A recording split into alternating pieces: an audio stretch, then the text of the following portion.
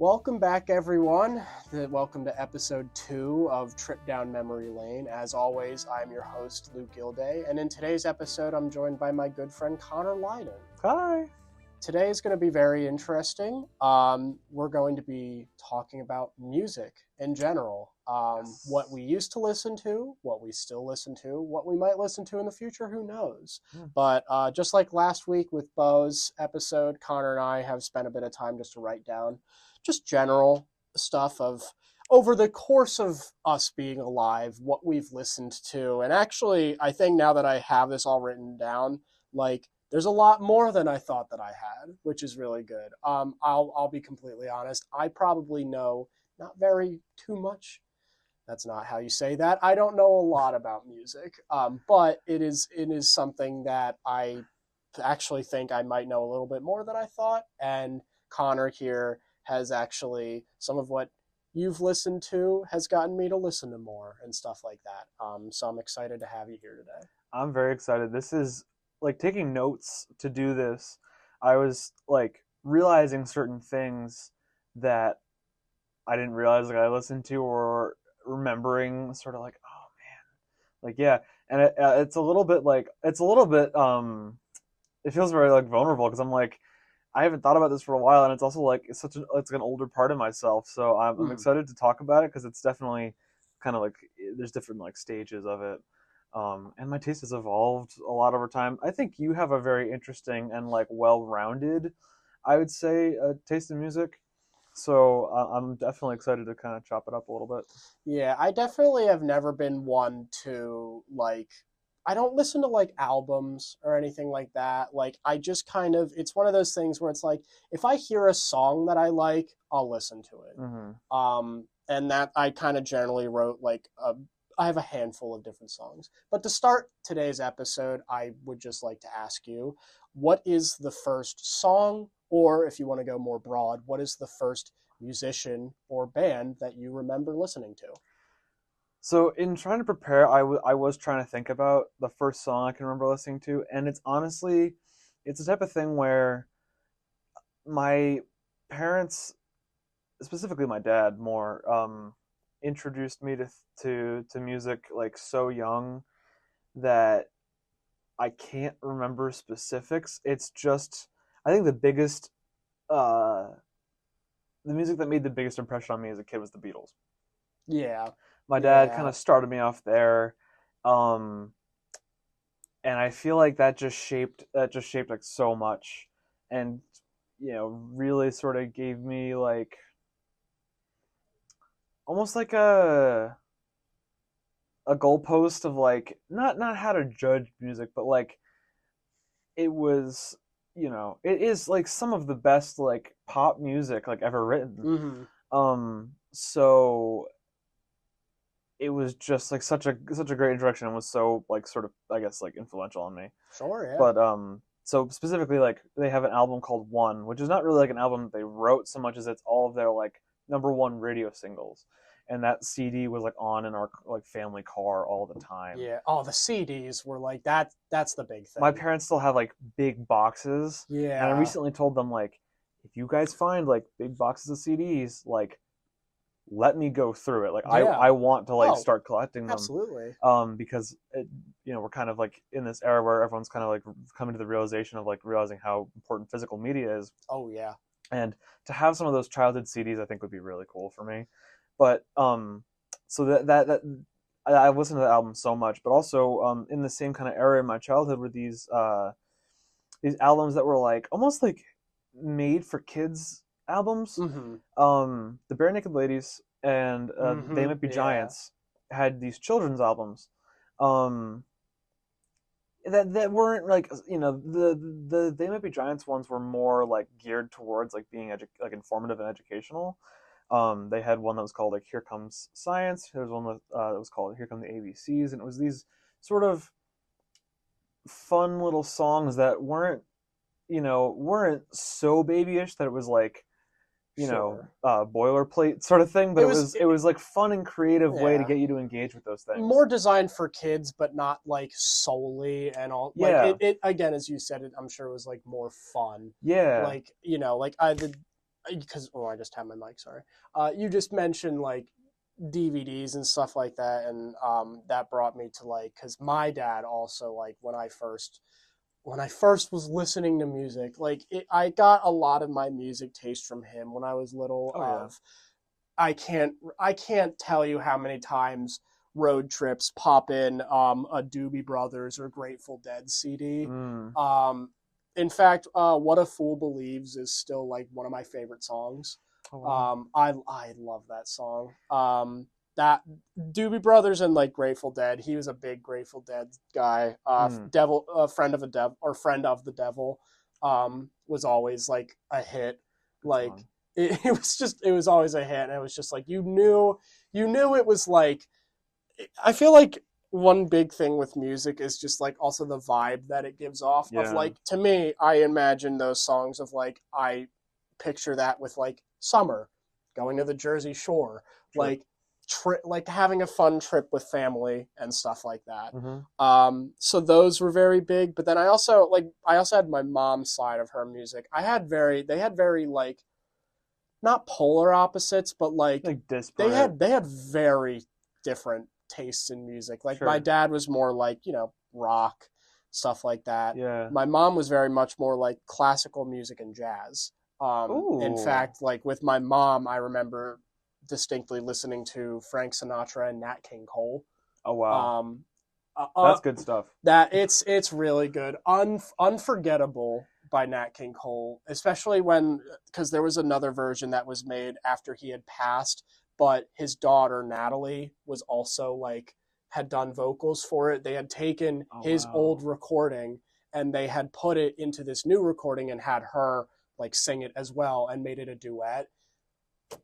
Oh my god. Wow. That song will That's so always great. I love that song. And yeah. I remember sort of similar, like my grandma, she was kind of from um the era of like big jazz bands like that. So there was always, Sinatra, Dean Martin, Tony Bennett, um like on in her car. So I have a sort of good sampling of that group as well. I'm not as familiar with like Nat King Cole, Sure, but yeah. a lot of that like 50s swing band, big band, like that kind of thing, like is like it's in Oh yeah. here. It's Oh in yeah, yeah, here. You yeah. know what I mean? Well, I also like there was a long period like cuz I don't remember distinctly like what I listened to first to be honest, cuz I Mm. don't think really like other than like those distinct moments, I don't remember having like first listening to music. Like that was a bit harder for me cuz Mm. like I can't really think of anything off the Yeah. top of my head. But that distinctly were the two big things I think. And in fact, like I do remember when I was especially little, I think like my mom would just put jazz on the radio and they would help Mm. me go to bed, and I would just listen to jazz before I go to bed. I That's don't awesome. it was nice. It's kind of weird because I don't really listen to like jazz anymore. Like my music taste is like not vastly different because it still has some of the old mixed with some of the new. Mm. I think before we started recording, I think you said it best of like my music taste is definitely more like well rounded because Mm. it's like I don't really stick to an artist or a musician and just kind of run with it. Like I am very like you know I'm at like a buffet and I'm taking a little bit of It's a everything. continental breakfast with your music taste. Honest to God, yeah. I, honestly, by comparison, mine looks like rigid.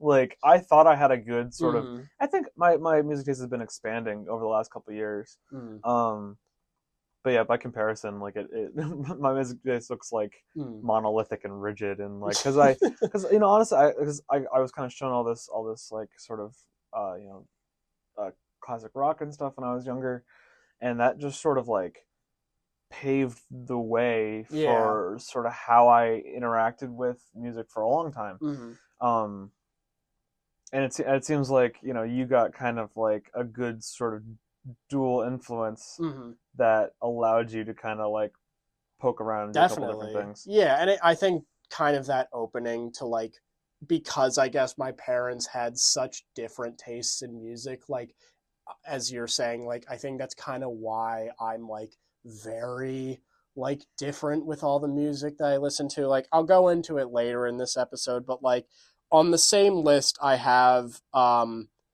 uh, Billy Preston as I would uh, I'm trying to like look at here. I have Billy Preston as one, and then I have like Japanese jazz fusion. Like it's Yeah. like completely different in their own perspectives and Mm-hmm. stuff, but it's like again, it's just bizarre. But moving from like early kind of childhood, moving to like middle school and maybe a bit high school, I definitely when I like a lot of my friends like with certain music like I just kind of grew up with like there's obviously like the classics of like I mean I didn't necessarily grow up with this. I think I was a nerdy child. I grew up with nerdy music that might not be seen as like popular, Hey, but me too, man. but that's okay. Well, I actually like. I think the big kind of like break I feel like that I can remember in like moving from more of like a childhood like oh like whatever the CD is in the car to like starting to try to figure it out myself was my dad took me to um one of his favorite bands of all time is Rush. Mm-hmm. And there was uh they did this like big concert series around their like 30th anniversary and it's called R30 and they subsequently did R40. But they filmed one of the shows and they made like almost like a theatrical release of the concert, which I know is pretty common nowadays. But like I was like 11 when it happens, or no, I was probably even younger than that. I was like relatively young, so it was like this is like big news to me. And I remember like him taking me to this, you know, movie like this kind of like theatrical showing, and that just kind of like changed something in me. But for those who might not know, Rush is like almost like Led Zeppelin, Mm-hmm. except not nearly as like publicly recognized. Very sort of like Yeah, because a lot of like lore and mythos to a lot of their lyrics and stuff like that. And yeah, because I don't know too you know, much. I don't know too much about Rush. I think you would like Rush. I think you would like. It's like music for music lovers. Do you know what I mean? Like Sure, yeah. it's very If you're if you're a technical. music enthusiast, Yeah, it's very technical. It's very like lyrically dense. Um, like whatever. And I just like got a hold of that at like whatever 13. No, probably earlier. I was probably like 10 or 11, and just like ran with it. And that became like the foundation of like that kind of like middle school era. I was just like obsessed. I definitely like middle school and high school. Like, see that's really good. See, mine was based off of like there was actual music that like okay okay. Let me think about this. I listened to a lot of like meme music when I was in like Sure. middle school, or like parodies and stuff like that. Like Neil Cicierega was like that, and Lemon Demon were like very big for me in like middle school and like probably pre-COVID high school. Like I think I remember showing you a few songs at some Yeah. point. Like that stuff used to be very big. There was one song in particular. I don't remember what it was, but See, I had a lot of friends that were into that kind of genre of like, you know, I'm trying to think of other examples. Like Ninja Sex Party was a big one. yeah, no, that was also another one. That and Starbomb. Starbomb. I know like Twerp fits in there somewhere.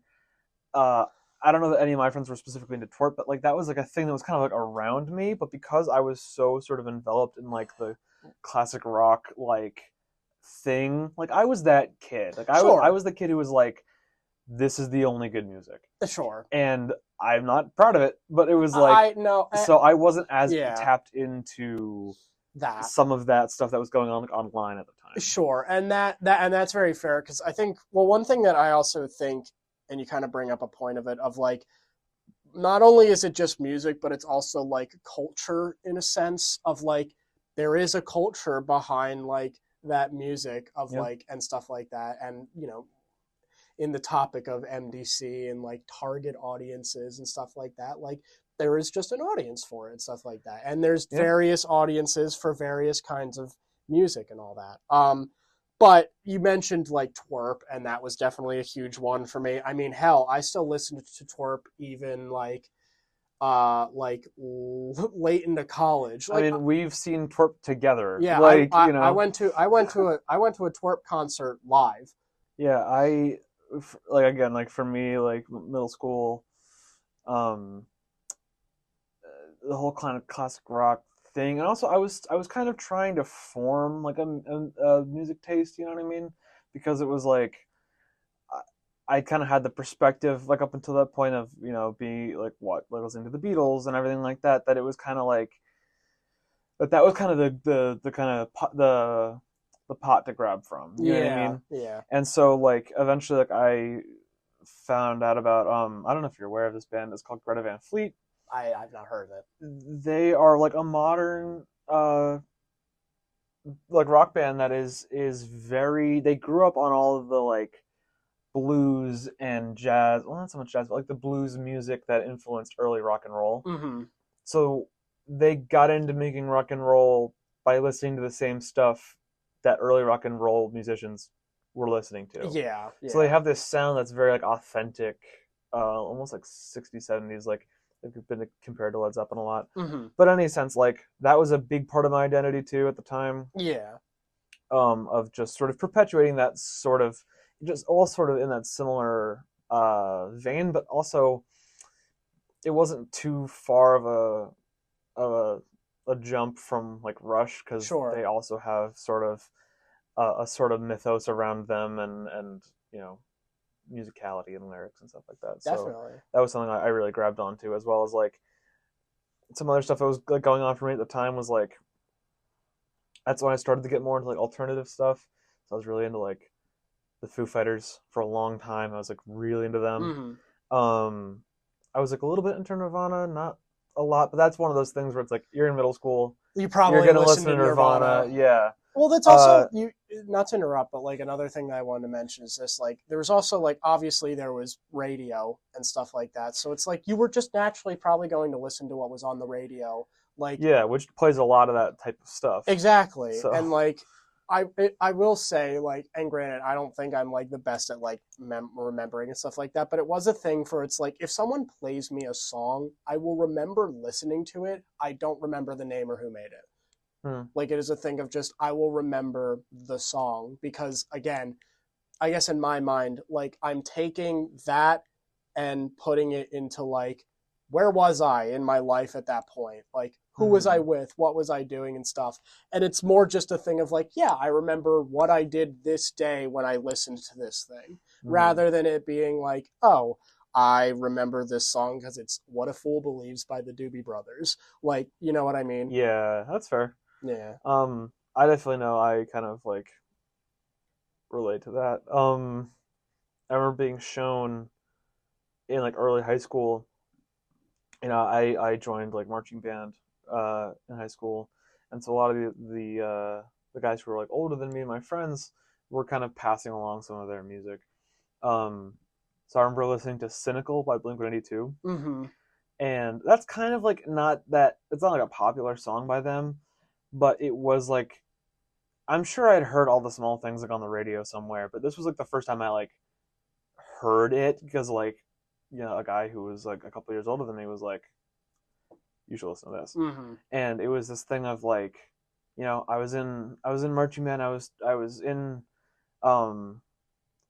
percussion, I was trying to work my way up to be in like the drum line and stuff, and it was like just this like it was the first time I was really exposed to anything that was like punk and also like connected with it. Because I had listened to like Green Day a little bit, but like it was still sort of kind of not really. This was like I was right in that. I was probably 14. Okay. I was like right in that pocket. Yeah. Right. So something that was target audience. Yeah, something that was like so like brazen and fast and like fun was like right. That was kind of like the pocket I operated in for most of that kind of early high school. But then also there was stuff like Peach Pit, which I've shown you, which is like Yeah, this kind yeah. of like surf rock indie thing. Yeah, So yeah. it's like there was kind of a couple dimensions I was working with It there. definitely, like, when I look back at it now, like, and I still do this, like, again, in my thought process of when I like a specific song, if I find a song that I really like, I will play it on loop, like, constantly.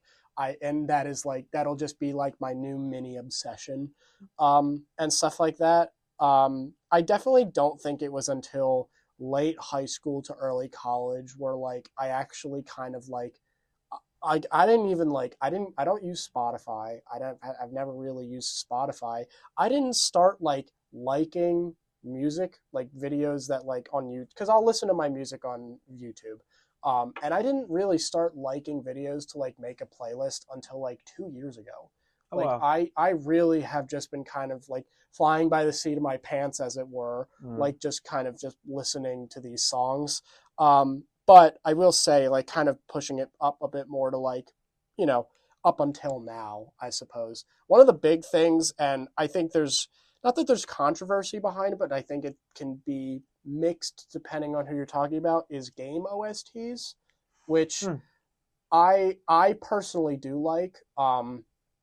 I mean, partially one, just as an editor, and as a content creator, like, I like having background music in my videos and stuff like that. I probably won't do this for like a podcast setting, but like in terms of like a gaming content and stuff like that, you want the music to match the feeling, the Yeah. environment and stuff like that. And especially with game OSTs, like, copyright free, that's a big thing, especially with just in general, like, Yeah. have being able to have like, I've had to in recent years, like, shift my music taste a little bit to be copyright free, because it's a thing of like, oh well, if I think of this song, like, that's a good song to use for this specific example. The big ones I have are Cuphead, as a very big, like, to me, I'm a very big fan of the game OSTs from that. Like, it's Mm. very much in the theme of like 1920s, 1930s, like, very much like quick paced jazz Yeah. and stuff like that, which was I mean, I just love the game Cuphead. Um, that was a big one. A lot of Nintendo music, like Mario games in general. Like, I like a lot of like the Mario music, but I think the best ones have come from like Mario Galaxy. Mm. In my opinion, like, one thing that I do like about some songs is that, like, not even just in like Mario, I just mean in some game OSTs, is like, if I were to show it to somebody and ask them who they I think made it, like, they might actually guess, like, not that it's not from a game. Like, there is just some game OSTs out there where it's like it doesn't sound like it's from a video game. Yeah. But I you know know, like not to trade too much into kind of the game realm, but I the first time I don't listen to a lot of game OSTs, but I remember listening to a lot of music from the Halo franchise yeah, from like yeah, middle school yeah, and high school, because I was obsessed with the game. So naturally, it kind of came that I was gonna listen to, you know, they have there's some stuff where it's you can tell that it's not like a sort of traditional song format, but nonetheless is like super invigorating. yeah. And there's also stuff that's super like ethereal and spacey. That was, you know, if you know anything about Halo, it's set in space and stuff like that. So there was kind of this mix of, you know, and Halo is generally regarded. I don't think it's like uncommon information that it's like regarded as having like one of the greatest Oh like yeah, OSTs ever. that is a fact. But you know, I didn't really have much of a sample size, so I was just kind of like, oh, this is really good. Like, you know what I mean? Yeah. So, and even still, I'll actually sometimes like to fall asleep. There's like this one channel that has it's a video called like uh it's 2007 and you fell asleep playing Halo and it's raining outside or something like that. Yeah, yeah, And it's like yeah. as if you like It's are comfort. yeah, and it's like it's like as if you like left like the main menu on too long and it's just like looping the same like Yeah. bit of the soundtrack. Um, so I get what you mean, and also Yeah. we've come to listen to a lot like in like study sessions and stuff. specifically, and you could speak more to it, but the soundtrack from the game, the Duck Detective I was games, just gonna mention that. we have listened to it on loop for like hours. It's literally it is just jazz. It It is is just just it's jazz. very sort of like, and you know, for the game's purposes, it's meant to be just sort of atmospheric, Yeah, but it's atmospheric and sort of chill enough that we've been able to listen to it for hours on end, and it doesn't get exactly. I will boring. I will put it on like if I'm hanging out with friends. Like it's just something in the background. That sometimes like that's sometimes what I like about it is like especially with like music. It's like sometimes you don't necessarily need anything big. You just need something in the background to like distract you from it being complete silence or something like that. Yeah. Like especially if I'm doing schoolwork, I like listening to music as long as it's only instrumental. Because I like something that's in the background and I don't like to hear my own thoughts. So like it's Sure. but I also don't like that's why I'm not good with like with audiobooks. Like I need to read it myself. I can't have someone say it to me because then I'll just be like confused and all. Sure. Um Actually, this kind of like, I feel like in college is when I've started actually getting into jazz a little bit, which is interesting to hear that kind of like you were into it like kind of way back when, because I only really started picking it up with this kind of phenomenon of needing something on in the background and wanting something kind of atmospheric and whatever. yeah. The big one that we have kind of like played for a long time is it's a track called the Great Pumpkin Waltz from Oh my the goodness. Great Pumpkin Charlie Brown like special Halloween special from the Peanuts, where it's just this very sort of fun atmospheric jazz thing. And as I started listening to that and some of the music from like the Peanuts like specials and stuff, all this Vince Guaraldi, I think is his name, Yeah. Vince Guaraldi trio, I got like from that into like the Dave Brubeck band and Miles Davis and Louis Armstrong, Ella Fitzgerald. Like it just sort of became a thing to now like where if I need like sort of study music or something in the background, like that's like my Well, it's go-to. because of you that like when I'm meeting you, like because I guess God, that was what 3 years ago now. Freshman year, we're now seniors. Yeah, probably three and a Like, half. like being in your dorm room and like you would put that on. And it's like that again. Like it's in the same way of like with last week's episode with Bo and with talking about movies. Like it sometimes it's not the media or not the media. It's the environment around it. Like, and I Yeah. think something like that where it's like with having that song on, like that takes me back to like to put it lightly, a simpler time, but you know what I Mm. mean. Of like it just it's peaceful, it's calming, it's nice, Yeah. and that was always a big one. But moving away from like that a little bit, the kind of last thing that I want to talk about is like a little bit recent, and also potentially if you think you might know like of what you might want to listen to in the future or something like that. But Yeah. for recent times, I again similar situation of like I'm still listening to kind of all of well other I don't really listen to like the stuff I listened to middle school and high school like the Neil CC Rega Starbomb Twerp occasionally but like not really any of the other two but I'll still listen to like the Doobie Brothers from time to time. Another big thing, and this was in high school, but like I will just actively I'm just kind of thinking of the playlist I currently have now, like Thundercat is a big one for me. Yeah, you listen to a lot of Thundercat, I I feel like. I love Thundercat. No More Lies is really good. That was with Tame Impala as Mm. well. I'm a big fan of that. I've listened to a few songs from Tyler the Creator. I like is it Saint Chroma? Is that what it is? That's one of the songs off of like Chromacopia, yeah. Yeah. I'm a big fan of that. Oh my God, there was another song. I forget the name of it. I can't think of it off the top of my head. But I do like a few of his songs, and then you actually mentioned like smaller creators, and I don't really know if many people. Well, I guess there's two. One of them's a bit bigger, but I don't know if anyone really knows this guy. I think he just goes by Elzo. Hmm. And he makes some of my favorite songs that I like. One of the songs I like listening to is called Sunday Sauce. Hmm. It's an interesting name, but it's just kind of like I don't know. There's not many vocals. It's very much more like instrumenty. It's like electronic kinda. Yeah. But I'm a big fan of that. And then there's a YouTuber by the name Vanos Gaming that Yeah, has I think I'm generally aware. yeah, that has I don't know if it's like he has like a music company and then this group of musicians just got big as a result of him. I don't know how it all works, but I do know that this band's called Emotional Oranges. And I really like Emotional Oranges. The annoying oranges. The annoying oranges. No, but like one of their songs, West Coast Love, is really chill. It's like it's very vibey, I guess is the best way I can put it. Yeah. Like again, it's just one of those things where it's like if I like it in my head, I'm like that gets the green light for me, you know. Yeah, I totally resonate with that.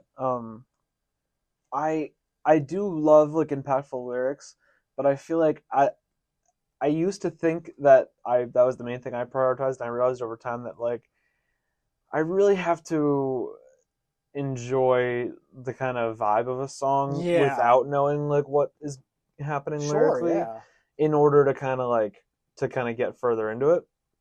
A big example of that I feel like is with like hip hop, which I only kind of started getting into as of like a year or two ago.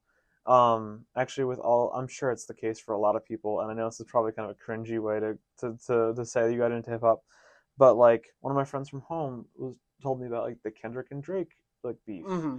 and was like, oh, like here's showing me the singles at least that Kendrick was putting out, um, and also around the same time, my dad would show me like um some Beastie Boys stuff. So I kind of had Yeah, this like somewhat of kind of like where it come from and kind of some of the better stuff of like the modern era. And I do love that stuff, but I have found it to be a little bit difficult sometimes because it's obviously lyrically super lyrically dense. Um, mm-hmm. thing, and I do love that. I love picking apart that sort of stuff. But if I'm throwing something on in my car, you know, I tend to go with styles of production that are a little more like detailed. Like you mentioned, Tyler the Creator, who has a lot of sampling and a lot of the music. Like the tracks are more complex, or Mm-hmm. not more complex, but like more. There's kind of a more texture to them and stuff like that. Yeah. So you can kind of get lost in that. Mm-hmm. And I've been trying to find more stuff like that Yeah. over The time. one other like I've listened to like a few songs from is I don't know if this is the band. I just know that okay, no, this is actually the song I think is what it is. But like it is very separate from everything else that we talked about. Like I believe it is Japanese fusion. I could be wrong, but it's called Macros 8299. Hmm. I definitely remember hearing it for the first time senior year of high school.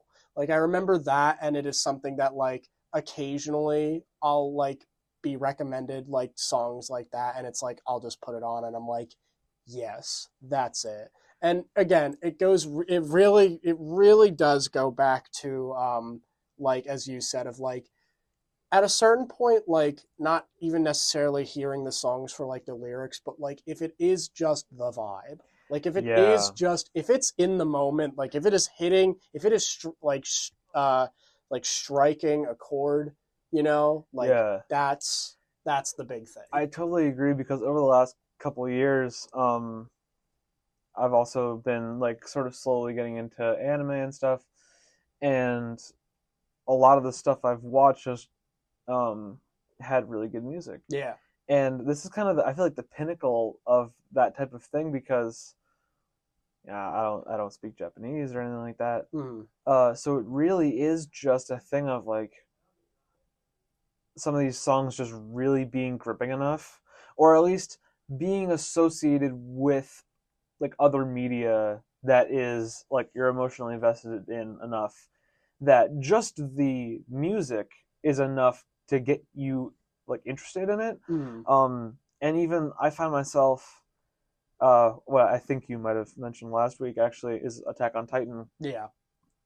there are some of the songs from Attack on Titan that I will be like singing along to, even though I don't know the Japanese, I don't know what they're saying, but I'm just kind of trying to get the melody. Yeah. Because I love it so much. Oh yeah. So there's like, and a lot of it's like the intros and stuff. So like almost every intro to like Attack on Titan, for sure, like every intro to like Demon Slayer, I think. And specific, I haven't watched a lot of it, so I only know like one or two, but like the season one, like the first intro to Jujutsu Kaisen, JJK. Yeah. Is by a band called Eve, who I think might technically be fusion. I think on Apple Music they're labeled as J-pop. But they have such a great sort of style that is like recognizable and is definitely has this like Japanese influence, but you can hear bits of other genres and things in there to where there's kind of always something going on that your ear is like jumping to try to get. So definitely, I love it so much. Again, it's definitely. I'll leave it off with this as kind of the final note, but like it goes back to like it's not necessarily the media; it's the environment, and especially like actually you bring up a very big point of like a lot of TV shows now for me of like if it is a show that I really care about or like even movies, like maybe it has a song that like I really, really like, or that it fits the mood of it in that moment so well. Yeah. I'm adding it. Like I'm adding it and I'm having that as like a part of like my repertoire, so to speak. Every once in a while I'll like hear you from the other room, like have like music playing, and it's usually Severance is what I catch because obviously we watched Windmills of Your Mind. Windmills of Your Mind, and also the like the season 1 episode 1 like closing song I think is a what's the band called? Is it are you thinking of Daydream? Is that the it might be. Yeah. I forget what the band is called. They're the same like they're the same band that Tom York is the singer. I can't remember what it is. I can't remember what the name of the band is. Regardless, it's the kind of thing where I think it's the same thing as like what I was talking about with anime is you hear a song in a context that connects it to like an emotional sort of space. Definitely. And then I think like obviously it works with Windmills of Your Mind and whatever like from Severance for sure. But I think it's all the more interesting, I feel like, too, when you can remove even your understanding of what the lyrics are, and it's just your emotional investment in these characters that are unrelated to this music. Force you to be like emotional about the music because you're emotional about the show. Because you're emotional about the characters. And it just grows the kind of circle of like the stuff you enjoy. You know, Absolutely. That's really cool. Absolutely. It's a really cool principle of media. I don't know, human psychology. Like I don't know. Yeah, I mean, I think both really. Yeah.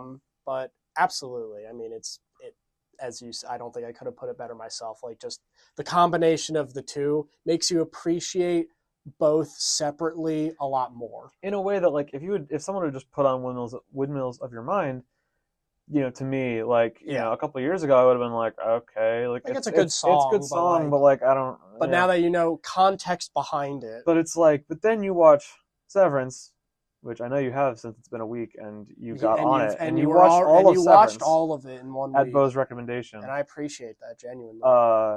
And then you're in tears. Exactly. Like exactly. You know what I mean? Exactly. It's a really powerful thing. So absolutely. All right. Well, I think that we're going to wrap it up here for episode 2. But Connor, thank you so much for being here. I hope you enjoyed. Yeah, thank you for having me. This has been a lot of fun. Absolutely. Hopefully, would like to have you on potentially again soon.